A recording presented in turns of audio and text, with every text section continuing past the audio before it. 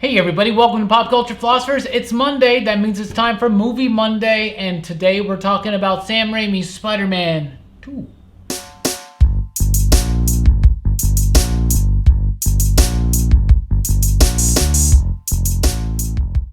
That's right, everybody. Welcome to Movie Monday here on Pop Culture Philosophers. I'm Rockin Robbie Billups. This is Jelani, Bullard. This is Brooks. And today we're continuing our look at Spider-Man movies with Spider-Man 2, directed by Sam Raimi, starring Tobey Maguire, Kirsten Dunst, James Franco, Alfred Molina, Rosemary Harris, J.K. Simmons. Because last week we did not talk about J. Jonah Jameson. We'll get to that. I like Spider-Man 2. I think it's good. I don't think it's as good as the first one, though. I really don't. Now, I know that a lot of people think that Spider-Man 2 is better than the first one. I understand that. I get that. I don't think that. I think part 1 is better. Mostly because I like how the villain story in part 1 is more integrated with Peter's story.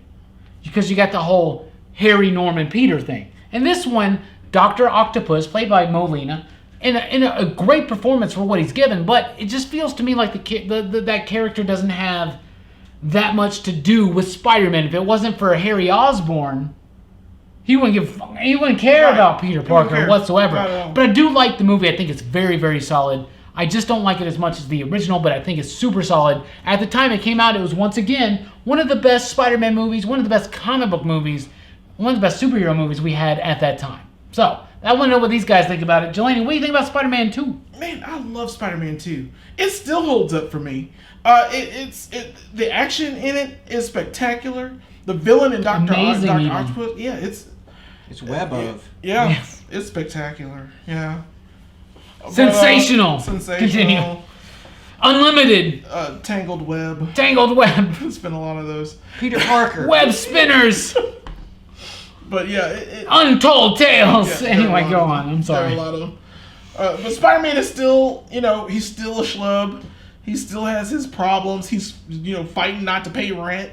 You see, like, greedy Peter Parker. Like, this is Peter Parker still trying to do the best he can, but he still fails as Peter Parker, but succeeds as Spider-Man in certain ways in this film. And you see, how he's trying to balance it and keep that identity safe, but he's losing, like, jobs. He's losing, like, the respect of his teacher. He's losing, a lot of things as Peter Parker.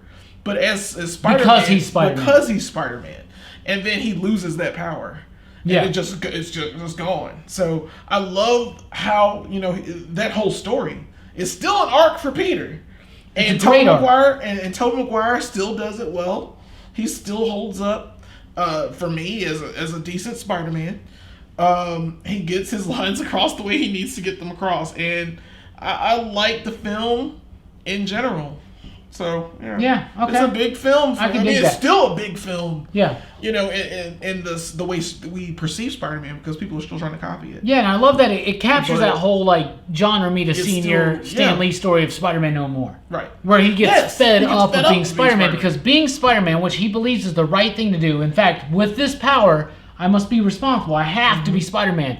He's self-defeating. He's like a self-loathing type superhero, right? And they really capture that. Emo. Yeah, they really capture it. He's losing jobs. He can't be with a woman that he's in love with. Right. His relationship with his best friend is deteriorating because...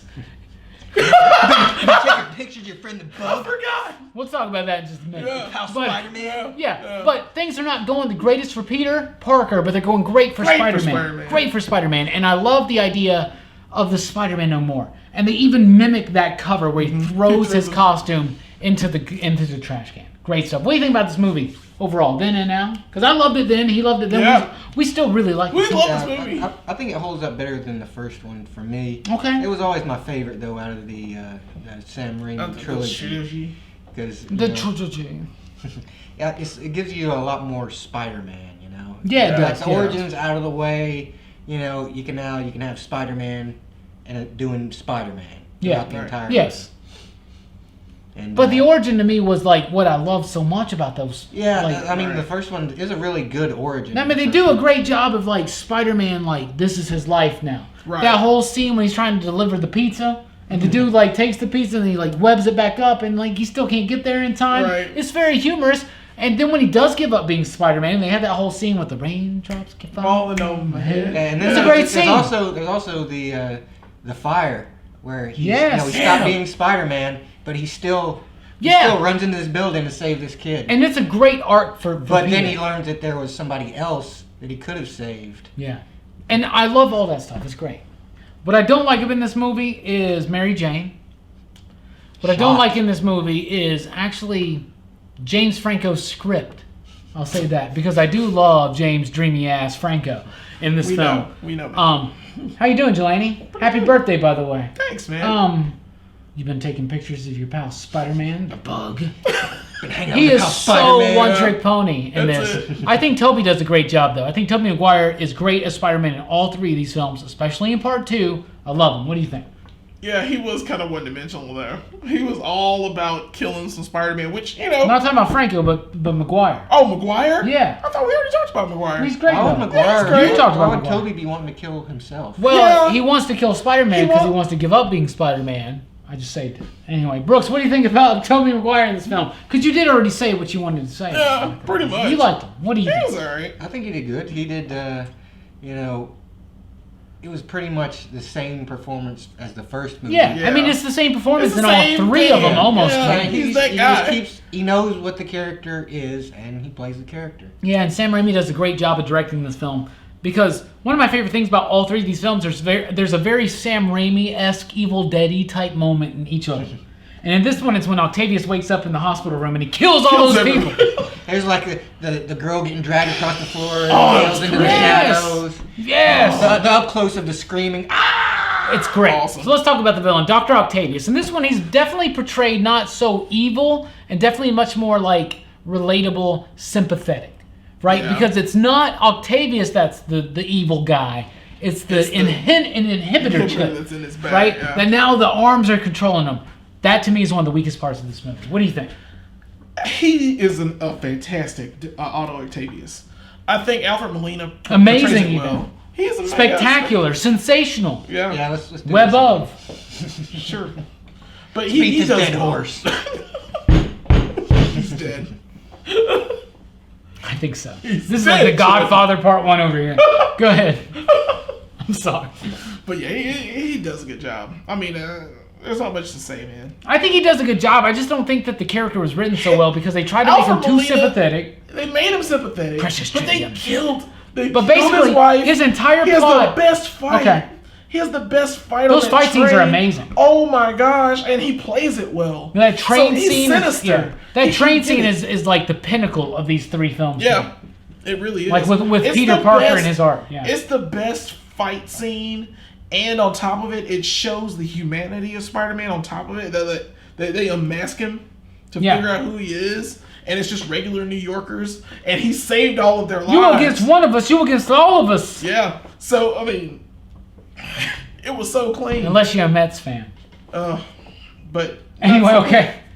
You like Molina in this he's film. fine. Molina's I think he does a great job for what he does. his I just- motivations are true. His motivation is his so wife- simple. Like, you know what? I will try it again. He monologues He does monologue like nobody else. He's now, a villain. now, Norman Osborn in the first film made monologue, but at least he's talking to himself, Right. like legitimately, like talking to another version of You could himself. say he's talking to the AI in the arms. Right. Oh, whatever. He was talking to the arms. That's the thing I don't And he like was about talking him. to the arms. The arms They were make controlling him. the arms the villain and not Octavius, and that's what I don't like about his performance. And not his performance. I think Molina's performance is fine, but I don't like the characterization in the script of Octavius because Octavius is not the villain; it's the arms. What do you think? I liked him. I liked Octavius in this movie. You know, they obviously went very different from his comic book Right. character because He's a in straight the comic book up he's nutbag. just like an arrogant jackass kind of. But And the way they show you how arrogant he is I wear my sunglasses at night. yeah. But it's actually interesting in the comics. Dr. Octopus was the first villain to actually defeat Spider-Man. Yeah. Yeah. Definitively, he just beat him. He beats him and unmasks him. Yes. The only reason Spider-Man keeps his ear and he's like, oh, he was just Some messing kid. around. Yeah. Like he was just messing around. But in the movie, he's like a scientist. He's not is self-absorbed or arrogant, but he is a little bit arrogant because he doesn't believe. He's certain that he couldn't have messed this up. Right. But he's also very, he's got kind of a wisdom to him as well. And he would just be left alone on his own to do whatever he's trying to do if it wasn't for Harry being like, "I'll give you your precious trivia." Nobel Prize. But yeah, I liked his, the scene where he's talking to Peter and his relationship with his wife, who's like, right. he's a science guy and she's like a an English literature type, Yeah. So into poetry and everything, and I think that made it more believable when the tragedy of her dying would kind of drive him over the edge. But the tragedy didn't drive him over the edge. It was the inhibitor chip. I wouldn't say it was just like one. No, it was the whole time. It was the arms. It's the AI because AI is evil in all these movies, and that's what it is to me. That's why I don't like villains. But he still had a motivation. What his motivation was to prove that he wasn't wrong. Right. That's it. He didn't blame the death of his wife on anything. I mean, I don't know. Okay. It was his hubris that killed his wife. But that's not what the problem was. Still his thing. Yeah, he wanted to prove himself right. Okay. He did. He wanted to prove himself right. That's kind of villainous. Okay. It qualifies. Last week I talked about how I didn't like Kirsten Dunst as Mary Jane. Yeah, I hate her even more in this film. I just think she's dull, boring, stupid, lame. I do not like her in this film. Seriously. Nothing against Dunst. Nothing against Mary Jane. But somehow the characterization of this character in 1 and 2 just doesn't do anything for me. They might as well have classed Claire Filani. What do you think about Dunst in this film? She's all right. That's an inside joke. She's all right. I hate this whole back and forth between her and the running away at the end in the wedding dress. What? Why did they have to do that cliche? I mean, really? Because Sam Raimi wanted to film it. That's why. That's not bad. I get that they're having fun with these movies. I just hate that the Astra had to marry her. That was unnecessary. Yeah. That thing was kind of unnecessary. Especially if he's not going to turn to a werewolf. Right. He needs to do something. So or a man-wolf. Man-wolf.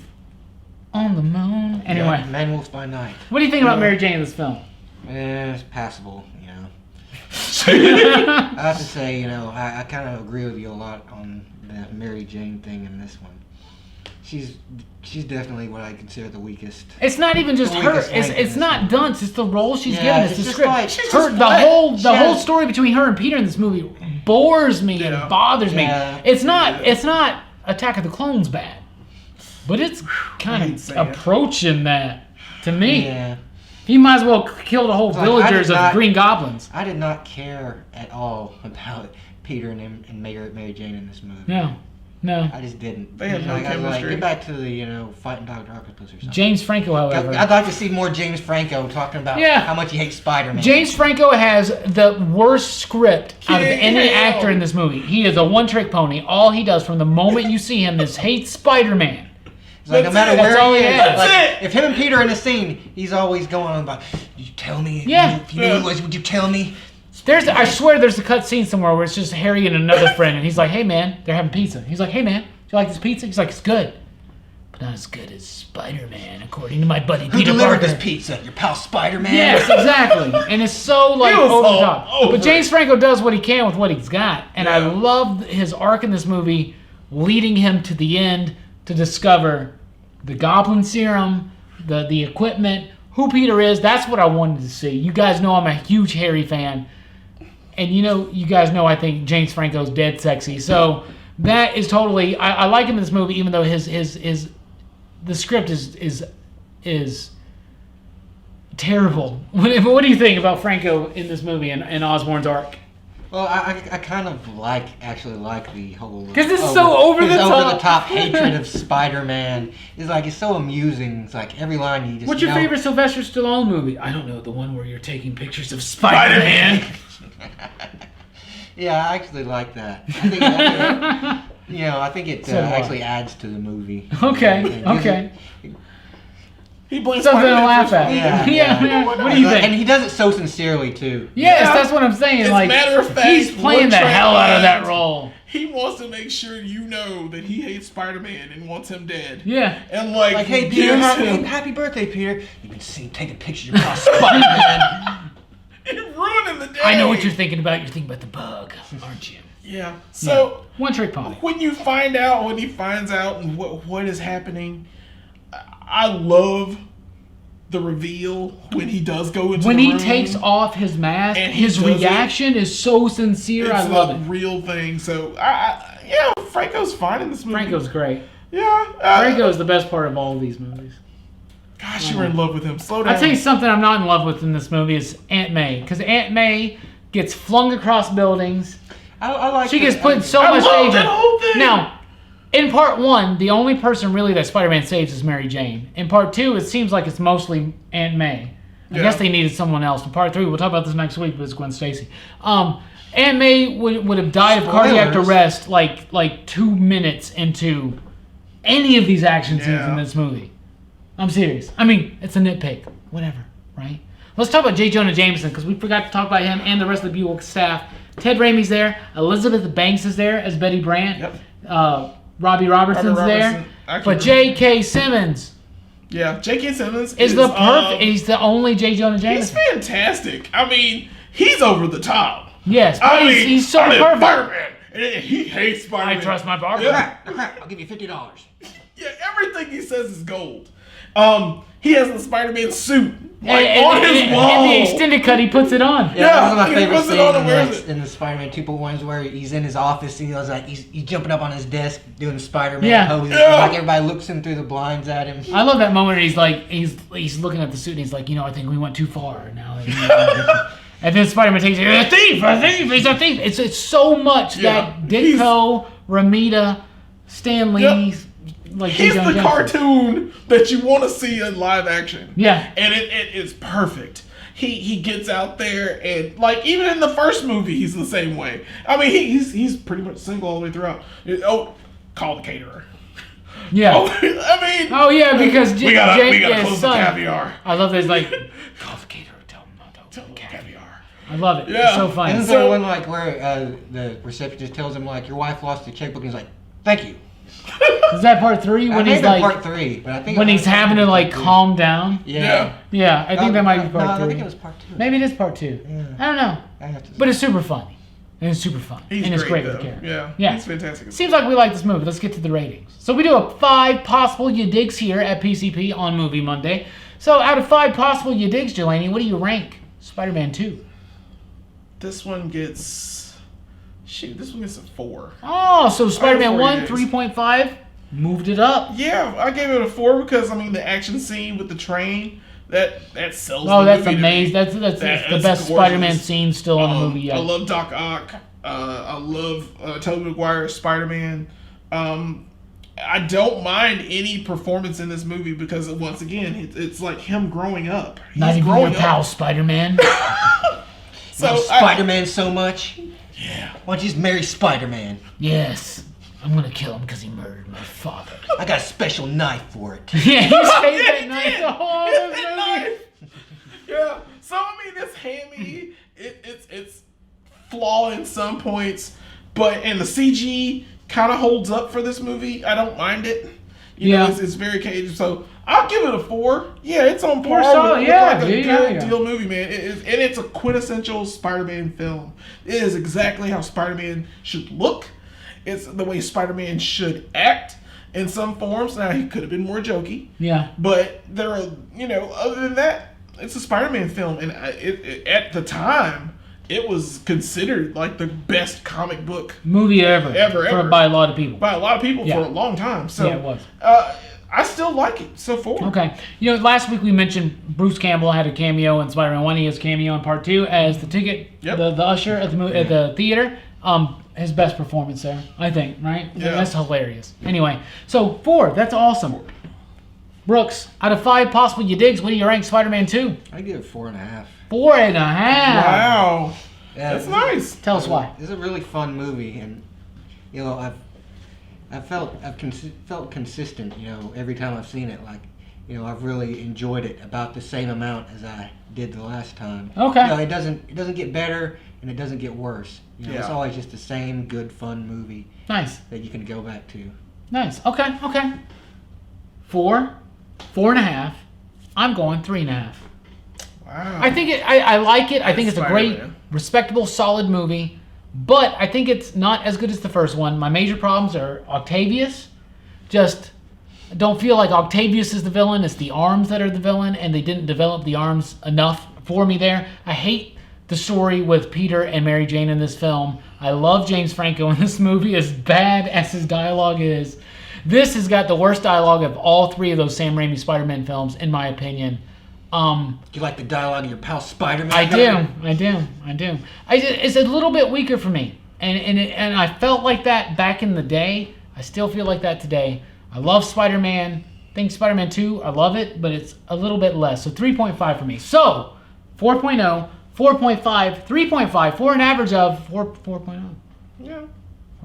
It's easy. That one's an easy one. Fantastic Four. What's funny is when you said that, Fantastic Four, I started like singing like the Gummy Bears theme in my head. Fantastic Four, bouncing here and there and everywhere. Yeah, anyway, that's what we rank Spider-Man 2. What do you rank it? Let us know in the comments down below. Thank you so much for checking out the video, and be sure to join us next week when we're talking about the majestic Spider-Man 3, one of the best ever. Anyway, we're going to watch it and we're going to talk about it, so be sure to check us out next week for Spider-Man 3 here on Movie Monday. I've been Rockin Robbie Billups. This is Jelani Bullard. This is Brooks. Thank you guys so much for liking, sharing, and subscribing. And check us out at popculturephilosophers.com for podcast blogs, top 5 lists, and a whole lot more. You dig?